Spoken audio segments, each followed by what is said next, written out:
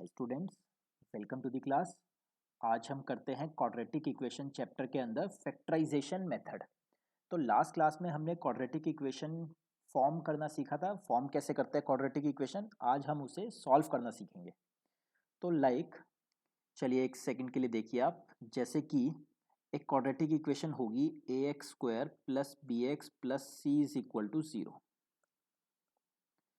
तो x square का coefficient कितना है ए, एक्स का कोफिशिएंट कितना है बी एंड कांस्टेंट टर्म कितनी है सी। तो हमें हमेशा क्या करना होता है, साइड में लाइन लगा के एस लिखना होता है। एस का मतलब होता है सम। सम के आगे क्या लिखना होता है बी, यानी कि कोफिशिएंट ऑफ एक्स हमेशा सम होता है। एंड पी का मतलब होता है प्रोडक्ट। प्रोडक्ट के अंदर आगे हमेशा क्या लिखना होता है ए इंटू सी का प्रोडक्ट, मतलब जो एक्स स्क्वायर का कोफिशिएंट है एंड जो कांस्टेंट टर्म है उन दोनों का प्रोडक्ट लिखना होता है ए और सी। तो चलिए जी देखते हैं अब। तो ये कोई क्वाड्रेटिक इक्वेशन है x square minus 3x minus 10 is equal to 0। R H S में हमेशा 0 होना ही होना चाहिए, तो R H S should be 0। तो फैक्टराइजेशन मेथड कब लगाना है, जब आर एच एस में 0 होना ही होना चाहिए। चलिए जी ठीक है। तो साइड पे लाइन लगा के सबसे पहले एस, एस का मतलब सम। तो सम क्या होगा, एक्स का जो भी कोफिशिएंट है, देखिए साइड में सम क्या होता है बी, बी क्या होता है एक्स का कोफिशिएंट। तो इस इक्वेशन के अंदर एक्स का कोफिशिएंट कितना है -3, तो साइन के साथ लिखना है -3। फिर लिखना होता है पी, पी का मतलब प्रोडक्ट ऑफ रूट्स, एस का मतलब सम ऑफ रूट्स, पी का मतलब प्रोडक्ट ऑफ रूट्स। पी के आगे हमेशा क्या लिखना होता है ए इंटू सी, मतलब ए क्या होता है एक्स स्क्वायर का कोफिशिएंट एंड सी क्या होता है कांस्टेंट टर्म। तो अब आप बताइए यहाँ पे एक्स स्क्वायर का कोफिशिएंट कितना है 1 एंड सी कितना है -10। तो 1 इंटू -10, 1 मल्टीप्लाई -10 कितना हो गया -10। मतलब सम हमेशा ये होता है, लाइक एक्स का कोफिशिएंट क्या, ये हमेशा सम लिख देना होता है -3। प्रोडक्ट के लिए क्या करना होता है इन दोनों को मल्टीप्लाई। तो 1 इंटू -10 इज -10। अब आपको क्या करना है, दो नंबर कोई अपने आप से सॉल्व करने हैं, दो नंबर कोई अपने आप से इमेजिन करने हैं जिनको मल्टीप्लाई करके -10 आता हो और जिनको ऐड करके -3 आता हो। दो नंबर सोचने हैं, मैंने सोच लिए 5 एंड 2, जिनको मल्टीप्लाई करके -10 आए एंड जिनको ऐड करके -3 आए। तो मेरे हिसाब से वो दो नंबर ये होंगे -5 एंड 2। इन दोनों को मल्टीप्लाई करके आ रहे हैं -10 एंड इन दोनों को ऐड अगर मैं करूँ -5 में 2 ऐड करूँ तो कितना आएगा -3। चलिए जी, फिर उसके बाद क्या करना है, हमारे पास इक्वेशन क्या थी x square -3x minus 10 is equal to 0। तो x square as it is, ये जो बीच वाली टर्म होती है एक्स का कोफिशिएंट, इसको स्प्लिट करना है, ये वाले दो लिख देने हैं स्प्लिट करके। मतलब -3x को आप क्या लिख सकते हो, -3x को आप क्या लिख सकते हो -5x प्लस 2x, -10 फिर बाद में as it is equal to 0 as it is. 0 लिखना नहीं भूलना, 0 लिखना ही लिखना है। ये देखिए बिल्कुल फिट बैठ रहा है। -5x प्लस 2x कितना होता है -3x ही तो होता है। चलिए जी, उसके बाद क्या करना है अब हमारे पास ये चार टर्म्स आई, x square -5x plus 2x minus 10 is equal to 0। अब आपको क्या करना है, पहली दो टर्म में से देखिए कुछ कॉमन आ रहा है, x कॉमन आ रहा है तो अंदर क्या बचेगा x -5। अब अगली दो टर्म्स में से देखिए कुछ कॉमन आ रहा है, तो हाँ जी आ रहा है 2 कॉमन आ रहा है, तो अंदर क्या बचेगा x -5 इक्वल टू 0 लिखना ही लिखना है। हम ठीक कर रहे हैं या गलत कर रहे हैं इसका हमें आइडिया कहाँ से लगेगा, ये वाली जो ब्रैकेट के अंदर है और अगली ब्रैकेट के अंदर है ये दोनों चीज़ें बिल्कुल सेम होंगी, तो हम ठीक कर रहे हैं, नहीं तो हम गलत कर रहे हैं। चलिए जी, अब हमेशा क्या करना होता है, हमेशा एक फैक्टर लिख देना है x-5 जो ये ब्रैकेट्स के अंदर है, और अब एक फैक्टर और क्या होगा, ये जो है x एंड ये जो है +2, तो मतलब x +2 ऐसे लिख देना है इस ब्रैकेट के अंदर। इज इक्वल टू 0 हमेशा लिखना है, वो नहीं छोड़ना। चलिए जी, तो अब हम इसको कहते हैं फैक्टराइजेशन मेथड। ये देखिए ये दो फैक्टर्स बन गए, दो फैक्टर्स मतलब दो चीज़ें मल्टीप्लाई हो रही हैं। तो ये क्या आया मेरे पास x+2, उसके आगे यहाँ कंटिन्यू कर रहे हैं x+2 x-5 is equal to 0। अच्छा जी, अब हमेशा क्या करना है, ये देखिए दो चीज़ें मल्टीप्लाई होके ज़ीरो आंसर दे रही है, दो चीज़ें मल्टीप्लाई होके ज़ीरो आंसर दे रही है। इसका क्या मतलब होता है, कोई भी दो नंबर मल्टीप्लाई होके ज़ीरो आंसर कब देते हैं, either x plus two zero होगा, या तो पहली ब्रैकेट का आंसर ज़ीरो होगा या फिर दूसरी ब्रैकेट का आंसर ज़ीरो होगा। तो पहली वाली ब्रैकेट को ज़ीरो डाल दीजिए या फिर दूसरी वाली ब्रैकेट को ज़ीरो डाल दीजिए। तो यहाँ से x का आंसर कितना आया, -2, एक आंसर ये होता है, एंड यहाँ से x का आंसर कितना आया, 5। तो ये दो आंसर आए। याद करिए मैंने आपको स्टार्टिंग में कहा था किसी भी क्वाड्रेटिक इक्वेशन को सॉल्व करके, क्वाड्रेटिक मतलब जब x की पावर 2 है, किसी भी क्वाड्रेटिक इक्वेशन को सॉल्व करके दो रूट्स आते हैं। तो वो दो रूट्स आ गए, एक तो आया x is equal to -2 and एक आया x इज इक्वल टू 5। तो ये दो आंसर है -2 एंड 5। तो आप x की वैल्यू -2 को क्वेश्चन में डाल के देख लीजिए, सेटिस्फाई करेगा, एंड x की वैल्यू 5 को भी क्वेश्चन में डाल के देख लीजिए, सेटिस्फाई करेगा। चलिए जी, इसी टाइप का एक और नेक्स्ट क्वेश्चन करते हैं। इसी क्वेश्चन का पार्ट 2, धीरे धीरे ध्यान से देखना। सबसे पहले क्या करना होता है हमें, साइड पे जो भी इक्वेशन गिवन है साइड पे लाइन लगा के सम हमेशा होता है x का कोफिशिएंट। तो इस बार x के साथ कोफिशिएंट कितना है, +1। प्रोडक्ट हमेशा क्या होता है, a और c को मल्टीप्लाई कर दीजिए। a क्या होता है, x² का कोफिशिएंट, एंड c क्या होता है, कांस्टेंट टर्म। तो 2 को मल्टीप्लाई करा -6 के साथ, 2 को मल्टीप्लाई करा -6 के साथ, वो कितना आ गया, -12। अब हमें दो नंबर सोचने हैं जिनको मल्टीप्लाई करके -12 आए और जिनको ऐड करके 1 आए। बस यहाँ आपका असली मैथ्स है। तो दो नंबर सोचिए जल्दी से जिनको मल्टीप्लाई करके 12 आए या -12 आए एंड ऐड करके 1 आए। तो मैंने सोचे दो नंबर 4 एंड 3। अब माइनस साइन देखते हैं कहाँ एडजस्ट करना है, तो मैंने यहाँ किया -3 के साथ। अब देख लीजिए इन दोनों को मल्टीप्लाई करके 4 इंटू -3 कितना होता है, मल्टीप्लाई करके -12, और इन दोनों को ऐड अगर मैं करता हूँ 4 और -3 को ऐड करें तो 1 आ रहा है। यानी हमने ठीक सोचे हैं, दो नंबर हमने सोच लिए। तो अब वापस से आ गए 2x² एज इट इज़। अब ये जो बीच वाली टर्म है इसको स्प्लिट करना होता है। कैसे स्प्लिट करना होता है, इन दो नंबर्स की टर्म में। तो x को मैंने क्या लिखा, 4x माइनस 3x। 4 के साथ x लगा दिया और -3 के साथ भी x लगा दिया। देख लीजिए 4x माइनस 3x कितना आ रहा है, 4x माइनस 3x कितना आएगा, x। मतलब इस x को मैंने स्प्लिट कर दिया, 4x minus 3x। -6 is equal to 0 as it is. तो कई बार इस मेथड को फैक्टराइजेशन मेथड कहते हैं, और कभी कभी इस मेथड को स्प्लिटिंग दी मिडल टर्म भी कह देते हैं। मिडल टर्म को स्प्लिट करना है दो में, तो मैंने x को स्प्लिट कर दिया, मिडल टर्म को स्प्लिट कर दिया 4x माइनस 3x में। अब क्या करते थे, अब पहले दो नंबर्स में से देखिए क्या कॉमन आ रहा है, तो 2x कॉमन आ रहा है, तो अंदर क्या बचेगा, x प्लस 2। अब अगले दो नंबर्स में से देखिए कुछ कॉमन आ रहा है, हाँ जी आ रहा है, -3 कॉमन आ रहा है। कभी भी माइनस अगर बाहर लेना है तो अंदर साइन चेंज हो जाता है। माइनस साइन कभी भी कॉमन लेना होता है तो अंदर साइन चेंज हो जाता है। मतलब अंदर क्या बचेगा, एक तो x, साइन चेंज, माइनस का बचा +2 इज इक्वल टू 0। तो मैंने आपको कहा था ये वाली ब्रैकेट और ये वाली ब्रैकेट सेम होएगी, तो सेम है तो हम ठीक कर रहे हैं, नहीं तो हम गलत कर चुके हैं। तो सेम है, तो दो फैक्टर लिखने होते हैं, एक तो यही ब्रैकेट लिख लिया x+2। दूसरा फैक्टर हम हमेशा क्या लिखते थे,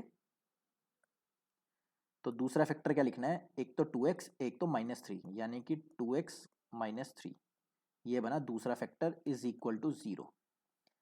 फिर दोबारा से, तो 2x minus 3 multiply x+2 is equal to 0। दो चीज़ें मल्टीप्लाई होके 0 कब आएंगी, और ये फैक्टराइजेशन मेथड कब लगाना है, जब RHS में स्टार्टिंग में ही 0 होना ही होना चाहिए, RHS शुड बी 0, तब ये मेथड वैलिड है।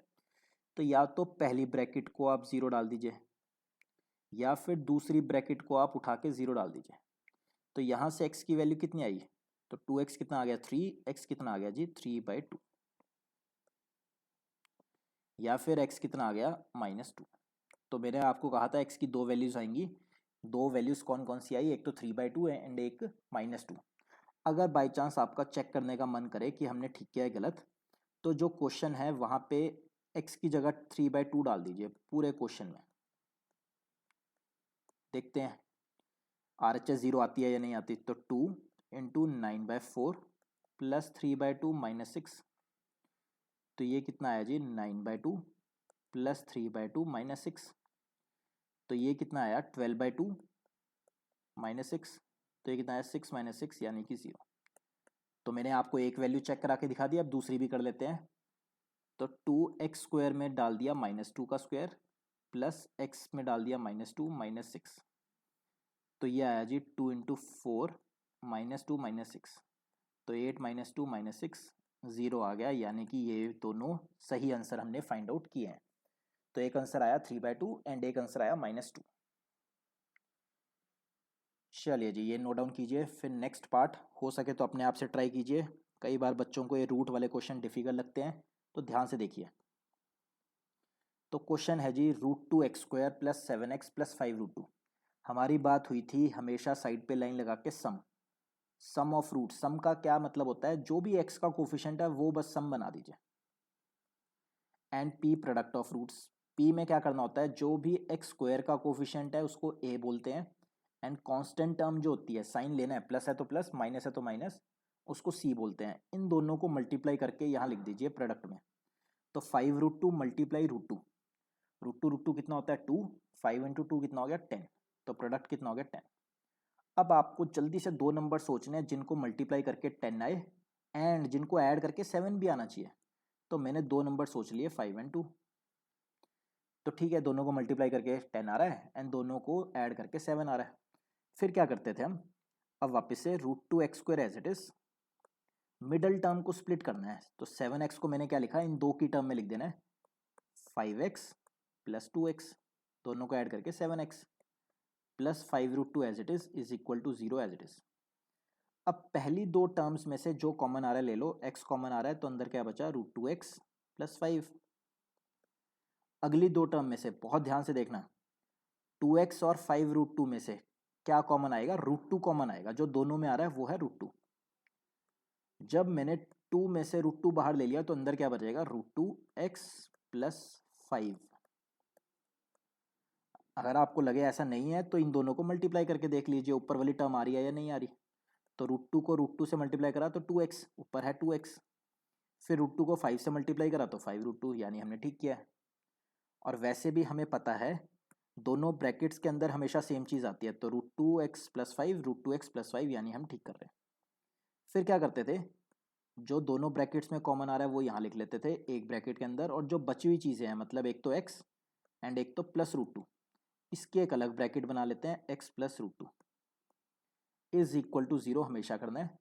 अब दो नंबर मल्टीप्लाई होकर 0 आ रहे हैं तो क्या करना होता था इसके बाद, मतलब फिर दोबारा देखिए x plus √2 and √2x plus 5 दोनों मल्टीप्लाई होकर 0 आंसर दे रहे हैं, तो हम क्या करते थे, एक ब्रैकेट को अलग से 0 डालते थे एंड दूसरी ब्रैकेट को अलग से 0 डालते थे।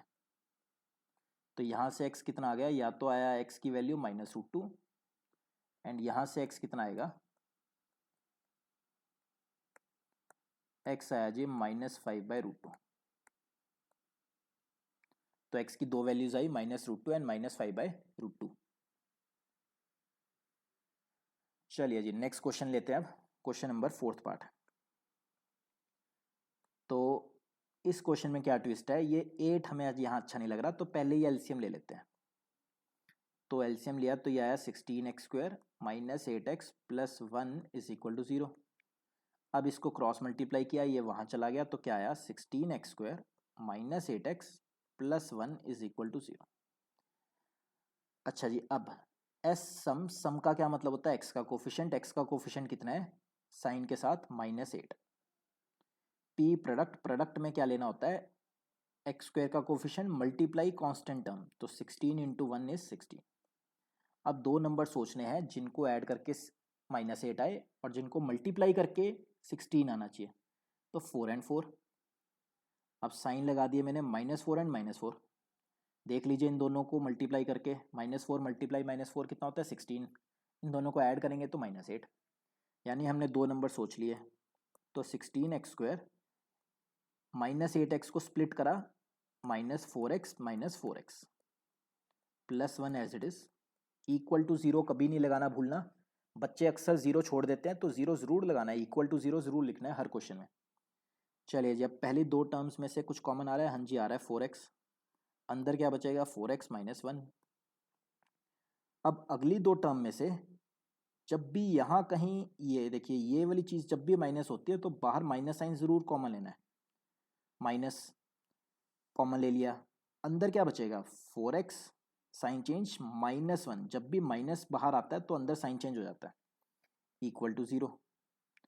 अब बहुत ध्यान से देखना, तो दो ब्रैकेट्स, एक तो आई 4x minus one, 4x minus one, ये जब दोनों सेम आती है तो हम ठीक कर रहे हैं, तो 4x माइनस वन मैंने ले लिया कॉमन, अंदर और क्या बचेगी अब, और क्या बचा, एक तो 4x एंड यहाँ पे माइनस के साथ क्या है, चलो 1 तो मान ही सकते हैं कभी भी, तो again minus 1 is equal to 0, यानी कि 4x minus one into 4x minus one is equal to 0। बीच में लाइन लगा के पहले ब्रैकेट को 0 डाल दिया, पहले फैक्टर को 0 या दूसरे फैक्टर को 0, तो यहाँ से कितना आया 4x is equal to 1, x कितना आया जी 1/4, 4x is equal to 1, x कितना आया 1/4। तो ये आया जी फाइनल आंसर, दो रूट्स आते हैं, इस बार बाई चांस दोनों रूट सेम आ गए, 1/4 एंड 1/4। चलिए जी, इस क्वेश्चन का लास्ट पार्ट है आई गेस, तो 100x² minus 20x plus 1 is equal to 0। Sum क्या होता है, x का कोफिशिएंट कितना है -20। प्रोडक्ट क्या होता है, a मल्टीप्लाई c, इन दोनों को मल्टीप्लाई, तो 100 इंटू 1 100। अब दो नंबर मुझे सोचने हैं जिनको मल्टीप्लाई करके 100 आए एंड साइड बाय साइड जिनको ऐड करके -20 भी आए, तो मैंने सोच लिया 10 एंड 10, यानी कि माइनस एडजस्ट करते हैं -10 -10, तो -10 और -10 ये दो नंबर बाय प्रैक्टिस ही आएंगे आपको। बाय प्रैक्टिस आपने सोचना है कि क्या होंगे ऐसे दो नंबर जिनको मल्टीप्लाई करके भी सही फिट बैठे और ऐड करके भी सही फिट बैठे, तो मैंने सोचा -10 और -10 को मल्टीप्लाई करके 100 आ रहा है, ऐड करके -20 आ रहा है। चलिए जी, अब स्प्लिटिंग द मिडल टर्म लगाते हैं, 100x² एज इट इज, इस -20x को क्या लिखेंगे -10x minus 10x plus 1 is equal to 0। पहली दो टर्म में से कुछ कॉमन आ रहा है, हाँ जी आ रहा है 10x, अंदर क्या बचेगा 10x माइनस 1। अब जब भी यहाँ ये माइनस साइन होता है तो इसको तो ज़रूर कॉमन लेना होता है, इस यहाँ पे अगर माइनस साइन हो, तो -1 कॉमन लिया, अंदर क्या बचा 10x साइन चेंज, तो ये प्लस में साइन चेंज हमेशा हो जाएगा अगर बाहर माइनस ले चुके हो आप, और वैसे भी ये दो ब्रैकेट्स हमेशा सेम होती है, तो ठीक है हम ठीक कर रहे हैं, तो जो सेम वाली है वो यहाँ लिख दी। एंड अब यहाँ क्या आएगा, एक तो ये चीज़ 10x एंड एक ये चीज़ यानी -1, तो इस बार फिर से दोनों ब्रैकेट्स के अंदर सेम आंसर आ रहा है, तो या तो हम क्या करते थे, पहली ब्रैकेट इज इक्वल टू 0 या तो second bracket is equal to 0, तो 10x कितना आ गया जी 1, अगेन 10x कितना आ गया 1, तो x कितना आ गया जी 1/10, अगेन x कितना आ गया जी 1/10। तो इस क्वेश्चन का फाइनल आंसर कितना था, दो रूट्स आएंगे और दोनों रूट्स इस बार सेम आए, 1/10 एंड 1/10।